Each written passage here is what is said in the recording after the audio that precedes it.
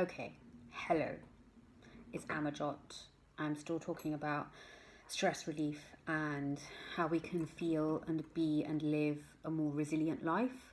And I think my analogies are getting more and more bizarre, but hey, you can let me know. I don't know. But I think this is worth talking about because it came to me and I thought it was a useful way to think about this when you might be feeling overwhelmed and maybe you feel broken, maybe you feel like things aren't going to improve, whether it's your relationships or the same situation comes up again and again and again in your life with the same person or in the same situation at work, and it feels like there's never going to be a resolution, or it feels like one thing goes wrong and everything else goes wrong, or you just feel like you can't see the silver lining in anything, and then you feel bad about not feeling grateful about what you have, and it's kind of like this spiral of kind of continuous feeling like crap. And if it starts to affect your sleep, if it starts to affect your food choices or your decision making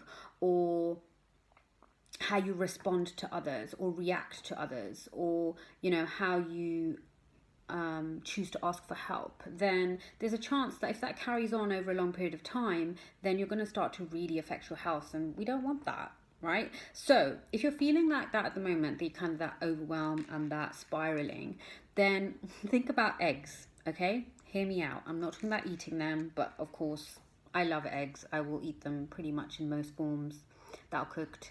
And it's I kind of, this came to me when I was making hard-boiled eggs, and it occurred to me that eggs are really, they're breakable, right? They're the things that we have that are the most breakable, aren't they? I don't know anything that's so delicate. Even if it rolls in the wrong direction, you end up cracking one, for example.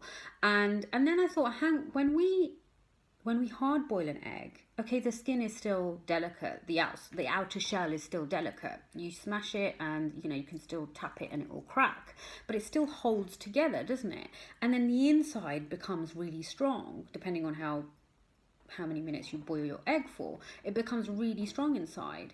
And I want you to, when you feel that overwhelm, when you feel that stuckness or that brokenness, then how about thinking of yourself like an egg? Like, how are you? What's your shell on the outside feeling like? If it's feeling broken and delicate, then what does it need? Does it need some hand holding? Do you need to hold your egg of a body and give it some time, give it a break, give it some love, give it some compassion? Do you feel like you're a hard-boiled egg where you feel like your skin is stronger on the outside and you feel cooked and whole and stronger and fuller on the inside? And that's a better place to be, right? It's kind of like, I can still get hurt. I can still, if someone hits me too hard, I'm gonna hurt. That's a hard-boiled egg, but it's not gonna necessarily break and the insides aren't gonna all fall out. That's kind of, I guess we want to be hard-boiled eggs. I think that's what I'm trying to say here, is we want to be hard-boiled eggs. We want to have that shell on the outside that, let's face it, like, we would have to put a lot of emotions away to never be hurt by something. So there's still always that risk of being hurt or being upset or being stressed on the outside.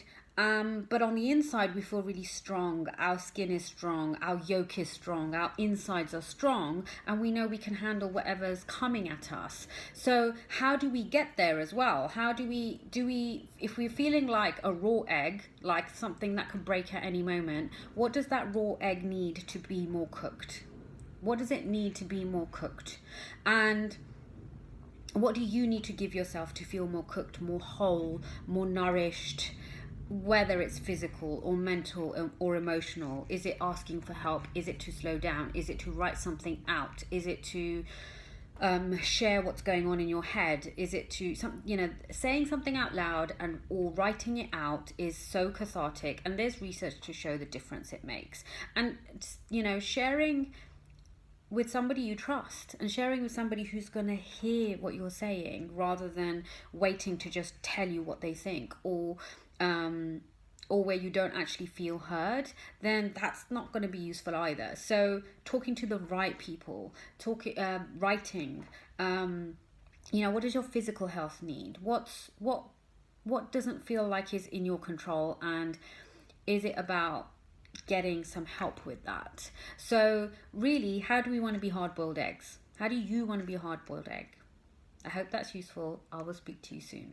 Bye.